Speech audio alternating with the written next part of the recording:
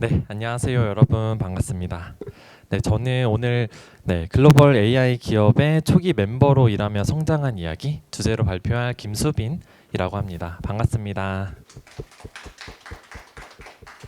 네, 좀 부제로는 MAU 200만에서 600만으로 이런 좀 흥미를 끌만한 제목을 한번 붙여봤고요. 먼저 본격적인 발표를 하기 전에 그 숫자로 제가 어떤 것들을 경험했는지를 한번 먼저 좀 소개를 드려보도록 하겠습니다. 그래서 제가 회사에 있는 동안 MAU는 대략 200만에서 600만까지 올라갔었고 기존에 5개의 언어를 지원하던 서비스에서 이제 제가 2개의 언어를 추가해서 7개의 언어를 지원하는 서비스가 되었고요. 그리고 저는 원래 백엔드 개발자를 하다가 프론트엔드 개발자가 되기도 했습니다. 네. 그래서 오늘 발표에서는 이렇게 이런 목차로 진행할 예정이고요. 이 3가지 우여곡절, 이 트랙의 이름에 맞춰서 우여곡절 3가지 좀 시나리오들을 준비해봤고요. 그리고 마무리를 하면서 오늘 발표를 한번 마쳐보도록 하겠습니다. 네, 그래서 오늘 발표는 그냥 요런 사람도 있구나, 요런 케이스도 있구나 하면서 그냥 재미있게 들어주시면 될 것 같아요. 참고로 오늘 제가 소개드릴 내용은 제가 퀀다라고 하는 회사에서 2년 동안 근무했을 당시의 이야기를 소개드릴 예정이고요. 그래서 현재의 퀀다, 메스프레소와는 좀 다른 내용들이 있을 수 있어요.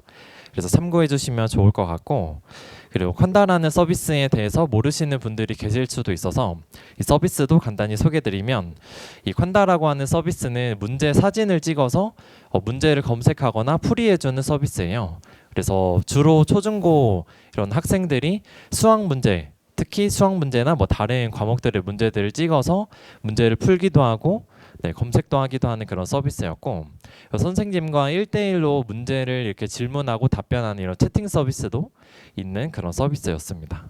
혹시 퀀다 서비스를 아시는 분 계시나요? 네, 퀀다를 안다. 한 3분 정도 여기 계신 것 같네요. 좋습니다. 먼저 첫 번째의 우여곡절에 대해서 소개해드릴게요. 첫 번째로는 제가 지뢰찾기를 했었던 경험들을 이제 소개해드릴 건데, 이제 MAU가 늘어나면서 이 지뢰를 하나 찾게 되었습니다. 사용자도 늘어나고 200만에서 600만까지 늘어나고 데이터도 이제 늘어남에 따라서 발생한 문제가 있었는데, 혹시 이 문제가 어떤 문제였을지 좀 추측이 가시는 분 계시나요?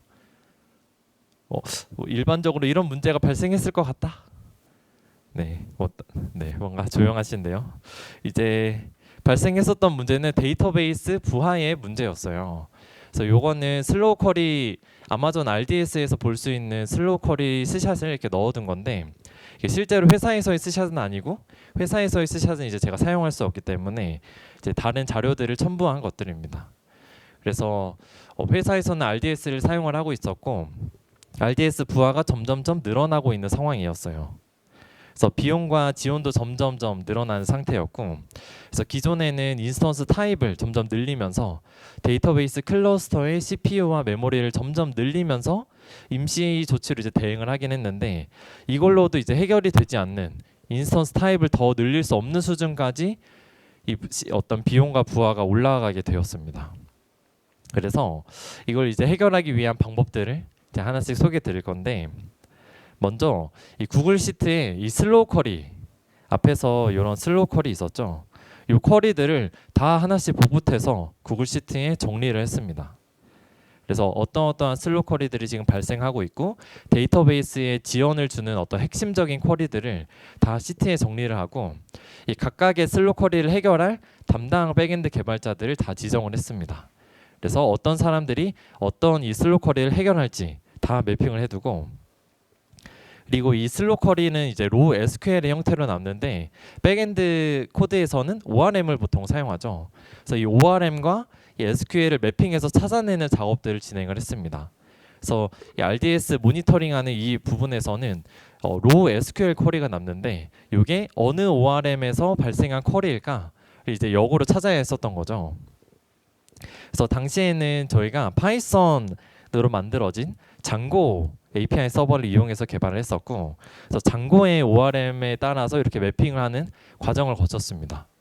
네, 그래서 여러분들도 장고를 사용하실진 모르겠지만 이런 느낌으로 이제 봐주시면 되고요.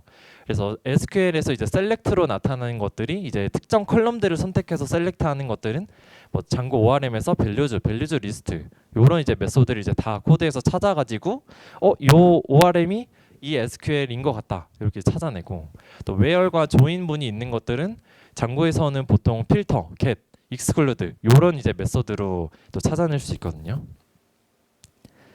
그리고 또 이제 그 SQL에서 이런 with나 as문 같은 것들은 장고에서는 이런 annotate, 서브쿼리 같은 것들이 있고 또 어그리게이션이나 로우 SQL을 쓰는 것도 다 이런 어떤 장고의 특정한 ORM 문법들이 있는데 이걸 이제 코드에서 다 찾아다니면서 이게 이거인 것 같다 이제 찾아가지고 찾는 작업들을 좀 했습니다.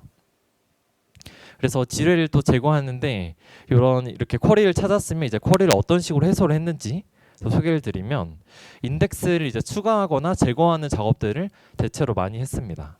그래서 예를 들어서 조회에 주로 지금 사용하고 있는 특정 컬럼이 인덱스가 안 걸려 있는 경우에는 이제 인덱스를 걸기도 했고요. 또 조회에 사용되지 않는 인덱스는 제거를 하기도 했습니다. 그리고 카디널리티가 좀 낮은 컬럼들, 인덱스들 이런 것들도 제거를 했고요. 또 중복되는 인덱스도 제거를 했습니다. 근데 인덱스를 보통 추가하는 경우는 많을 텐데 인덱스를 왜 제거까지 했는가를 이제 보면은 보통 이제 인덱스가 많이 늘어나면 늘어날수록 그리고 여러 개의 어떤 컴포짓 인덱스 같은 게 늘어나면 늘어날수록 이 데이터베이스 테이블에 인서트 하거나 업데이트하는 쿼리의 부하가 점점 늘어나거든요. 그래서 이런 인덱스 업데이트하거나 인서트 할 때마다 계속 인덱스를 갱신해주는 작업을 DB 클러스터가 하기 때문에 그래서 불필요한 인덱스는 또 제거하는 작업도 같이 진행을 했습니다. 그리고 또 문제는 여기 이제 가장 큰 문제였는데 이제 한 번의 쿼리에서 막 여러 개의 테이블들을 조인해서 사용하는 경우가 있었어요. 이건 이제 예시인데 거의 이제 진짜 거의 비슷한 예시이고요. 그래서 예를 들면 유저의 학년에 해당하는 과목의 커리큘럼에 문제 목록을 조회하는데 사용자가 즐겨찾기 해놨으면 표시해주고 그리고 사용자 그 문제에 연결되어 있는 이미지랑 풀이도 같이 보여주는. 그래서 지금 여기에서 보면은 대략 6, 7개 테이블을 이제 조인 걸어서 조회를 하는 건데 이렇게 테이블을 너무 많이 조인하다 보니까 조회하는 게 이제 너무 부하가 심해졌던 거죠. 그래서 이런 경우에는 쿼리를 좀 쪼개고 조인을 줄이는 작업들을 진행을 했습니다. 그래서 예를 들어서 이런 케이스였다면 이렇게 두 가지로 나눠서 좀 했었던 건데요. 뭐 사용자의 학년에 해당하는 과목의 커리큘럼 목록을 먼저 뽑고 여기에서 이제 SQL 쿼리를 한번 날려서 파이썬은 이제 어레이, 리스트 이런 거 이제 변수에 담아두고 그 다음 쿼리에 이제 id in으로 이렇게 쿼리를 하는 방식. 그래서 이렇게 했을 때 부하를 좀 나눠서 진행할 수가 있었고 또 경우에 따라서는 이 부분에만 캐시를 적용한다든지 하는 방식으로 좀 더 개선을 더 할 수도 있었습니다. 그리고 역정교화를 한 것들도 있었는데요. 기존에는 정교화를 이제 굉장히 잘 해두어서 이제 어떤 릴레이션이 걸려 있는 테이블들에서는 항상 최상위의 테이블에만 특정 컬럼이 존재하는 방식이었어요. 특히 이제 대표적인 게 저희 팀에서는 로케일이라는 컬럼이 있었는데 이 로케일이라는 컬럼은 어떤 그 데이터에 그 어떤 리전에 속하는지 어떤 지역에 속하는지를 나타내는 정보였습니다. 이따가 또 소개드릴 텐데 뭐 KOKR, ENUS 이런 것들이 이제 저 로케일 컬럼에 저장이 됐고요. 근데 이런 것들이 이제 항상 최상위의 테이블에만 생성이 되어 있고 하위 테이블들에서 이 로케일 정보를 사용해야 하거나 쿼리해야 할 때는 항상 최상위 테이블로 계속 조인을 걸어서 이제 조회를 하고 쿼리를 했었던 거죠. 그래서 이런 것들은 이제 변경될 일이 없고 많이 사용되는 컬럼들 이런 것들은 이제 의도적으로 역정교화를 하기도 했습니다. 그리고 더 이제 지뢰가 더 앞으로 생겨나지 않도록 방지도 해야 했기 때문에 주기적으로 이런 모니터링도 좀 진행을 했고 또 로컬에서 개발하는 환경에서 ORM이 어떤 SQL 쿼리를 생성해서 실행이 되는지를 이제 확인하면서 개발하고 싶었기 때문에 이런 방식으로 이제 개발하면서 요청마다 ORM 쿼리들이 어떻게 발생하는지 실제로 이런 것도 이제 모니터링 개발하면서 이제 로그도 찍으면서 좀 개발했고요.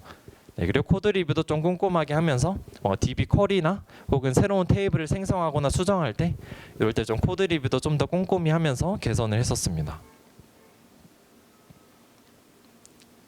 다음으로는 이제 제가 언어를 추가하는 작업을 진행했을 때 또 겪었던 트러블 슈팅도 좀 소개를 드리겠습니다. 그래서 기존에는 5개의 언어가 있었던 서비스에서 2개 언어가 더 추가가 돼서 7개의 언어가 되었고, 현재 앱에서는 이제 15개의 언어를 지원을 하고 있습니다. 그래서 당시에는 여기 글자가 잘 보이실지 모르겠는데 기존에 한국어, 일본어, 영어, 베트남어, 인도네시아어까지 지원되던 것에서 태국어, 스페인어 이 2개의 언어를 추가한 걸로 봐주시면 됩니다. 이제 이걸 작업을 진행하면서 좀 느꼈던 어려웠던 점은, 첫 번째는 언어와 국가에 대한 일반적으로 많이 헷갈려하는 부분이 있습니다. 그래서 대부분의 스타트업이 언어와 국가를 어떤 구분을 정확하지 않고 개발을 하다가 이제 나중에 어려움을 겪는데, 예를 들어서 태국어는 보통 태국에서만 사용이 되기 때문에 이렇게 하나의 언어 코드로도 사용을 할 수 있는데, 스페인어는 스페인에서도 사용이 되고 멕시코에서도 주 언어가 이제 스페인어이거든요. 그래서 이런 경우에는 언어 선택에서는 스페인어 하나만 선택을 하는데 이제 내부 뒷단에서는 이 스페인인지 멕시코인지를 알 수 없는 이런 경우들이 생겼습니다. 그래서 이런 구조가 여러분들도 만약에 글로벌에 대응하는 개발을 한다면 이런 일들이 이제 생기지 않게 처음에 잘 생각하셔서 개발하시면 좋을 텐데, 그래서 당시에 리팩토링도 좀 진행하면서 어떤 식으로 개발했었냐면, 일단 이 로케일이라고 하는 값들이 어떤 것들이 올 수 있는지를 이너머로 이제 중앙에서 코드베이스 한 곳에서 다 관리하도록 수정을 했고, 그리고 지원하고 있는 모든 랭귀지 코드를 다 이제 정리해가지고 국가로도 뽑아볼 수 있고 언어로도 이터레이션해서 뽑아볼 수 있게 이런 어떤 중앙화된 코드를 만들었습니다. 그리고 기존에는 이제 한 언어가 하나의 국가만 대응하는 구조였는데, 이제 새로 개편하면서 이제 하나의 언어에 두 개 이상의 국가들이 올 수 있는 경우가 생겼기 때문에, 그래서 PO 기획자분과 함께 언어만 봐야 되는 경우, 국가까지 판단해야 하는 경우, 이런 것들 이제 정리해서 이런 어떤 정책들을 새로 잡고 개발을 좀 정리한 사례가 있었습니다. 그리고 개인적인 인사이트로는 이런 회사가 이제 AI 기업이었는데, 저는 이제 AI를 하진 않았고 회사에서 백엔드, 프론트엔드 개발만 했었는데, 이 문제 쪽에 어떤 로케일과 관련한 부분들을 이제 개발하면서 이런 어떤 회사에서 문제를 처리하는 방법, AI 학습을 시키는 방법, 이런 것들도 좀 알 수 있어서 좋았고요. 이런 OCR 기술들도 정말 어떻게 활용되는지 좀 이해를 할 수 있는 시간이기도 했습니다. 또 이런 언어를 추가하는 작업은 사실상 서비스의 모든 기능에 영향이 갈 수 있는 기능이에요. 그래서 제가 당시에 작업했을 때에는 로그인이나 회원가입, 프로필, 문제풀이, 검색, 코인 시스템, 그리고 선생님 서비스는 또 따로 분리가 되어 있었는데, 이 선생님 서비스에도 또 전반적인 영향을 주었고요. 그래서 이런 것들을 다 이제 신경 쓰면서 개발을 했어야 했고, 당시에 리모트 컴피그도 회사에서 사용을 하고 있어서 리모트 컴피그에 누락되어 있는 값들도 다 채워주는 작업들을 했었고요. 그리고 코드에서 이제 로케일이 사용되는 부분들 다 이제 찾아서 대응하는 식으로 수정을 했습니다. 그래서 지금 로케일을 어느 코드에서 사용을 하고 있고, 이 코드를 이제 전체 검색해가지고 위에서부터 하나씩 보면서 문제가 될 부분이 있는지 없는지 테스트하고, 테스트 코드가 없으면 채워놓고, 로컬에서 또 테스트해보고, 어떤 개발 환경 앱을 또 띄워서 앱에서도 테스트해보고 하는 식으로 계속 반복을 했습니다. 그래서 전부 이제 다 찾아내서 수정을 했고, 하드 코딩된 부분들은 이제 당시에 조금씩 리팩토링도 진행했었는데 좀 어려웠긴 했습니다. 그래서 빅뱅 QA라고 생각을 했는데, 이제 한 번에 QA를 이제 왕창 돌려서 QA를 한 번에 돌려서 다 이제 다 오류들을 때려잡는 작업들을 했습니다. 이제 돌아봤을 때에는 이렇게 이제 하긴 했는데, 만약에 다시 한번 이런 작업들을 하게 된다면 좀 계획을 먼저 세우고 좀 더 체계적으로 진행을 했었으면 좋지 않았을까, 이런 생각을 하고요. 그래서 이 언어를 사용하고 있는 기능들이 어디가 있고 어떤 부분들이 좀 고려 대상이어야 하고 테스트 케이스도 미리 좀 작성해 놓고 하는 식으로 했으면 좀 더 좋지 않았을까, 이렇게 마구잡이로 개발하기보다 계획을 먼저 세웠으면 좋았을 것 같다는 그런 좀 생각을 했습니다. 그리고 마지막으로는 제가 플랫폼과 관련한 작업들도 한 개 좀 인상 깊어서 소개해 드릴 건데요. 제가 이제 백엔드 개발자에서 프론트엔드 개발자로 중간에 직무 전환을 했어요. 근데 이 프론트엔드 개발을 하다 보니까 좀 부족한 점들을 느꼈습니다. 첫 번째는 번역 관리에서 좀 어려움을 느꼈는데요. 다국어를 지원하는 서비스이다 보니까 그 앱에서 노출되어야 하는 언어가 이제 5개, 그리고 제가 이제 기여하면서 7개까지로 늘어났는데 5개에서 7개 되는 언어들을 어떤 식으로 잘 이 메시지들을 번역을 관리할 수 있을까, 이런 좀 어려움이 있었어요. 그래서 기존에는 이런 방식으로 구글 시트에 번역을 관리를 했습니다. 그래서 요거는 실제로 사용한 시트는 아니고 예시인데요. 가장 왼쪽에는 메시지 키 같은 걸 담아두고 이제 프론트엔드나 서버의 어떤 코드에서는 한국어 문자열을 직접 쓰는 게 아니라 어떤 문자열이 내려가야 할 때 항상 요 키로 사용하는 거고, 그리고 이 키에 대해서 영어 번역, 한국어 번역, 일본어 번역, 인도네시아 번역, 그래서 한 컬럼마다 이렇게 다 있는 거죠. 이렇게 하니까 관리하기가 너무 힘들었고, 그리고 번역이 누락되는 경우도 정말 많았고, 뭐 어떤 사람들이 이제 잘못 수정해가지고 잘못된 메시지가 배포되는 경우도 있고, 그래가지고 요 방식은 좀 개선을 해야겠다 했습니다. 그래서 당시에 저는 이제 당시 프론트엔드 개발을 하고 있었는데, 저와 iOS 개발자 한 분과 함께 이 여러 가지 번역을 관리해 줄 수 있는 서비스들을 리서치하다가 로컬라이즈라고 하는 서비스를 하나 찾았습니다. 그래서 당시에 저희가 필요로 했었던 기능들을 충족시키는 어떤 제품이었고, 이게 왼쪽에는 번역 키가 마찬가지로 동시에 있는데 이제 번역되어야 하는 메시지들이 이런 식으로 잘 보이는, 그리고 누락되어 있는 메시지들은 또 보이고, 또 번역을 직접 하는 각 언어의 전문가분들이 이제 각 언어를 이제 번역을 할 텐데, 그 번역하는 분들은 사실 한국어와 영어 그리고 본인의 언어 정도만 보면 되거든요. 그래서 나머지 언어들은 또 숨길 수 있는 UI에서 그런 기능들도 있고, 또 이 로컬라이즈에서는 API를 제공을 해줬기 때문에 API를 통해서 원하는 형태로 이런 번역 메시지들을 필요한 대로 사용할 수 있는 구조였습니다.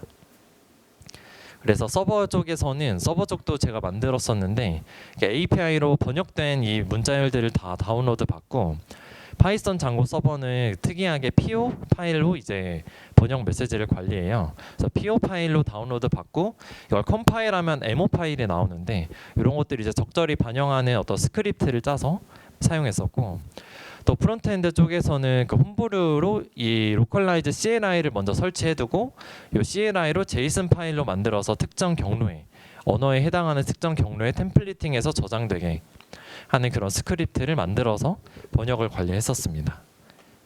그래서 이렇게 했을 때는 훨씬 더 기존보다 편안하게 좀 번역 메시지들을 관리할 수 있었고, 개발자들도 이제 되게 간편하게 번역 메시지들을 다 이제 스크립트 한 번만 돌려서 반영을 할 수 있는 구조가 되었고요. 두 번째는 이 프로젝트를 관리하는 게 좀 힘들었습니다. 그래서 프론트엔드 프로젝트가 너무 많았고, 사내 프론트엔드 개발자들은 당시에 6명에서 8명 정도 있었는데 프로젝트는 한 20개가 넘어가고 있었어요. 그래서 한 명이 거의 2-3개씩, 네, 사실 한 명 어떤 교차로도 봐야 되니까 한 명이 뭐 10개까지도 보고 하는데, 그러다 보니까 일단 프로젝트를 관리하기가 너무 힘들었고, 또 라이브러리 버전을 관리하거나 코드 컨벤션을 맞추는 것도 좀 어려웠습니다. 그래서 이런 것들도 좀 개선하고 싶었고, 배포 파이프라인도 당시에는 젠킨즈를 사용했는데 이 파이프라인도 파편화가 많이 되어서 좀 관리를 하고 싶은 니즈가 있었어요. 그래서 당시 회사에서는 백엔드 프론트엔드 팀이 이제 한 팀에 있었고, 이 팀에서는 레이드라고 하는 재미있는 문화가 있었어요. 그래서 이 레이드라고 하는 문화는 어떤 특정한 목표를 같이 세우고 이 목표를 어떤 TF 성격으로 같이 개선하는 그런 거 이제 레이드라고 표현을 했었거든요. 그래서 레이드에 대해서 혹시 궁금하신 분들은 이런 회사 블로그 글이 있으니까 블로그 글 통해서도 좀 보실 수 있을 거고요. 그래서 그 레이드 중에 하나로 모노레포를 진행하는 레이드를 진행했습니다. 그래서 모노레포를 이제 당시 구축할 때는 여기 프론트엔드 개발자분들이 계신지 몰라서 간단하게만 정리해봤는데, 당시에 가장 사용할 만한 스택이 얀 워크스페이스라고 하는 기술이 있었고, 뭐 다른 대안으로는 이때도 NX나 뭐 러쉬 스택이나 이런 다른 기술들이 있었는데 얀을 최종적으로는 선택을 했고, 또 젠킨즈를 사용했었는데 이제 프로젝트마다 파이프라인을 두고 공용으로 사용해야 되는 부분들은 그루비로 스크립팅을 사용해가지고 젠킨즈 파일 안에서 공용으로 사용되어야 하는 부분들을 이제 공유해서 쓰도록 개선을 했습니다. 이렇게 진행을 하면서 좀 회사의 다른 개발자분들이 필요로 하는 기능들도 좀 개발해 보면서 좀 더 어려운 성격의 개발들도 좀 경험을 해볼 수 있었던 것 같습니다. 또 팀원들이 늘어나고 서비스가 커지고 프로젝트가 커짐에 따라서 이런 경험들을 할 수 있지 않았을까 하는 생각이 좀 들고요. 그래서 마무리를 한번 해보면 이렇게 세 가지의 어떤 우여곡절들을 이렇게 좀 해결했었습니다. 그래서 첫 번째 우여곡절에서는 뭐 데이터베이스에 대한 이해도를 좀 쌓을 수 있었고, 두 번째에서는 이런 다국어의 지원에 대한 이해, 언어와 국가는 또 별도로 취급되어야 한다, 이런 레슨론도 좀 얻을 수 있었고, QA하는 경험이나 AI에 대한 이해 이런 것도 좀 쌓았고, 세 번째 이런 플랫폼 작업을 하면서는 기존에 이런 1년 이상 회사에서 근무하면서 얻었었던 회사 내의 다양한 맥락이나 컨텍스트 히스토리, 그리고 신뢰를 기반으로 좀 더 주도적으로 어떤 기술적인 개선들을 했었던 것들, 이런 것들을 좀 얻었었던 것 같고요. 그래서 돌아보면 이런 작았던 팀, 제가 입사할 때에는 회사가 50명이었는데 나올 때 21년 말에는 250명까지 늘어났었는데, 팀과 회사가 빠르게 커지고 서비스도 빠르게 성장하면서 좀 느낀 점들이 많았고, 또 백엔드, 프론트엔드, 데브옵스 이런 어떤 필요한 일들을 계속하면서 좀 다양한 경험들을 폭넓게 익힐 수도 있어서 좋았고, 또 이런 주도적으로 성장을 할 수 있었던 부분도 있지 않았나 하는 생각이 듭니다. 그래서 이런 경험으로 좀 마무리를 이렇게 교훈 느낌으로 해보면은 이런 넓은 시야를 좀 이전에 비해서 갖게 된 것 같고, 적응하는 것도 좀 빨라진 것 같고, 제가 느꼈을 때는 어디에서 일하는지보다 어떻게 자신이 일하는지, 그리고 무엇을 배우는지 이런 게 좀 더 중요한 것 같다, 이런 좀 생각을 했었던 것 같습니다. 그래서 오늘 발표는 여기까지고요. 들어주신 분들 모두 감사드립니다. 수고하셨습니다.